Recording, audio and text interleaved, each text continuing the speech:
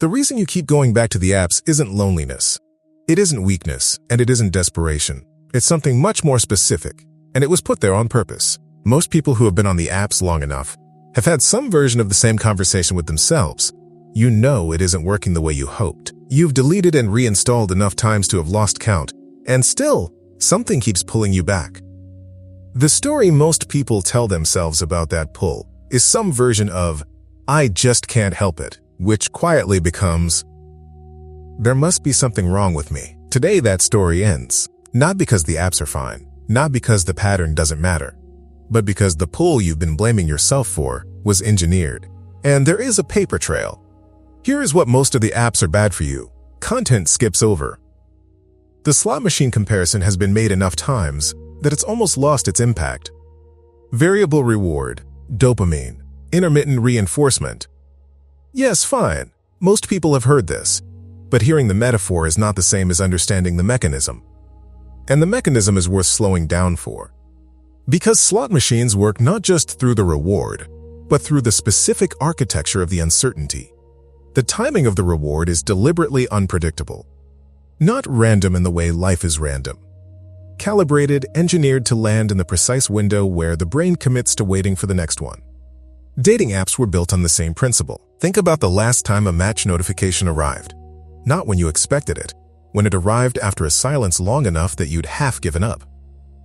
That specific timing is not accidental. The delay between swiping and being notified of a match is, in many apps, deliberately extended. Former product designers have said this directly. The match exists before you know about it. The notification is held. Because a reward that arrives immediately trains the brain to expect immediacy. A reward that arrives after uncertainty trains the brain to keep checking. And what that produces in the body, specifically in the body of someone who is not just bored but genuinely hoping, is something worth naming carefully. It is not just excitement. It is a low-level threat response running underneath the excitement. The same system that scans for danger is now scanning for a match notification. And once that system is activated, turning it off requires more than a decision. Let's talk about what this does to your nervous system. Here is where it gets interesting, and where the slot machine comparison starts to do real work. Intermittent reinforcement is the most powerful conditioning mechanism that exists. Not consistent reward, not consistent punishment. Intermittent. The unpredictability is the mechanism. Research on this consistently shows that behaviors reinforced on variable schedules are the hardest to extinguish. Harder than habits built on predictable reward. Harder than routines. The brain doesn't learn to expect the reward and relax. It learns to keep trying because the reward might come this time. Now apply that to romantic hope. Because this is not the same as being slightly addicted to a game. The thing being dangled is connection, chosenness. The specific feeling of someone looking at what you put out into the world and deciding, yes, this one. That is not a neutral reward. That is one of the most potent things a human being can want. And the app is designed to give you just enough of it to keep you oriented toward the screen, without giving you enough to satisfy the actual need underneath. A match is not connection. A match is the notification that connection might be possible. It is one step before the thing you actually came for. And the system is calibrated to keep you living in that one step. Indefinitely. This is what was happening in the body every time the loop started again. Not weakness, not desperation. A nervous system doing exactly what it was conditioned to do by a product that needed it to keep coming back. A pattern that keeps appearing in research on digital engagement and romantic anxiety shows something worth sitting with. People who use apps regularly report higher levels of dating-related anxiety than people who don't, not lower. The tool that was supposed to make finding connection easier is producing more fear around connection, not less. That's not a side effect. That's a predictable outcome of the architecture. Now here's the part that makes all of this impossible to dismiss. Here is where the evidence stops being theoretical. Multiple former employees of major dating platforms have spoken publicly about what the internal design priorities actually were, not the stated mission. The actual metric the product was optimized for. And it was not. Did users find relationships? It was. Did users return to the app? Retention. Session length. Notification open rate. These are the numbers that got celebrated in product meetings, which creates a structural problem that is worth stating plainly. An app that successfully helps someone find a lasting relationship loses a user. A user in a satisfying relationship is, from the product's perspective, a failure metric. This is not a conspiracy, it is just the honest consequence of what happens when the business model and the user's goal are pointed in opposite directions. The user wants to leave. The product is optimized to prevent that. So here's the answered question that opened this video.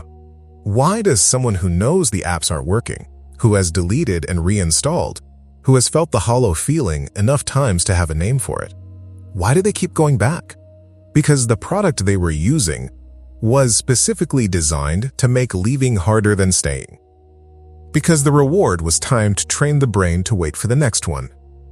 Because the hope that was being activated was genuine, and the tool was sophisticated enough to keep that hope just alive enough to maintain the behavior. That is not a character flaw, that is someone being outplayed by a very well-funded machine. And the machine was built by people who understood behavioral psychology well enough to apply it to the most vulnerable hope a person carries. The specific relief that comes when this lands is not just intellectual. It is the feeling of a weight being moved off the wrong shelf. You are not carrying a weakness. You are carrying the intended outcome of a product that needed you to keep swiping. If what this video named is something you want to actually move through, not just understand, there is a structured 7-day reset in the description, built specifically for this moment. Not a productivity system, not a get back out there program. A process for getting clear on what you actually want from connection, before the next swipe, the next match, the next hollow feeling. The link is in the description and the pinned comment. So what changes when you know all this? Understanding the mechanism changes something, but not in the way most people assume. It does not automatically make the pull disappear. The nervous system doesn't update its conditioning the moment the conscious mind receives new information. Anyone who's been there knows that the insight and the impulse can coexist for a while. But here is what does change. The story changes. The story that was running underneath the behavior, the one that said, "I keep doing this because something in me is broken," that story no longer has the same evidence base. Because the evidence was misread. The behavior wasn't proof of a deficiency. It was proof that the conditioning worked. And conditioning is not identity. The practical thing that shifts when this understanding settles in is not that the apps become irrelevant, it's that the opening of the app becomes visible in a way it wasn't before. The moment the thumb moves toward the icon, that moment is now available for a different kind of attention. Not judgment. Not another round of, "I shouldn't be doing this." Just, "I see what's happening here. I know what this is." That moment of seeing, that is the beginning of the whole thing. Because the version of this that actually leads somewhere is not the one where a person white-knuckles their way off the apps through discipline. It's the one where a person understands clearly what the apps were and were not built to give them, and starts making deliberate choices about where to put the hope they were previously feeding into a machine. That is not a small shift. That is a person beginning to move with their own intentions rather than inside someone else's architecture. The pattern doesn't mean what you think it means. It never did. It means you had a genuine need, and a very sophisticated product was designed to intercept it. That's not you being too much. That's you being accurate about what you wanted, inside a system that was never going to deliver it. If this opened something you want to take further, the swipe detox in the description is built exactly for this next step. 7 days of structured prompts to move from the loop this video named to something clearer on the other side of it. Link in the description and the pinned comment. What was the moment you first noticed the loop? And what story were you telling yourself about why you couldn't stop? Before this video ends, there's something worth saying carefully. You came into this carrying a specific kind of self-suspicion. The kind that accumulates quietly over months of trying. The kind that doesn't announce itself as self-blame. It just shows up as a low-level sense that if you were somehow different, this would be going differently. That sense had evidence. The pattern was real. The reinstalls were real. The hollow feeling after each session, real, but the interpretation was wrong. Not because the pain wasn't valid, because the cause was mislocated. The pull you couldn't explain wasn't coming from something deficient in the way you want connection.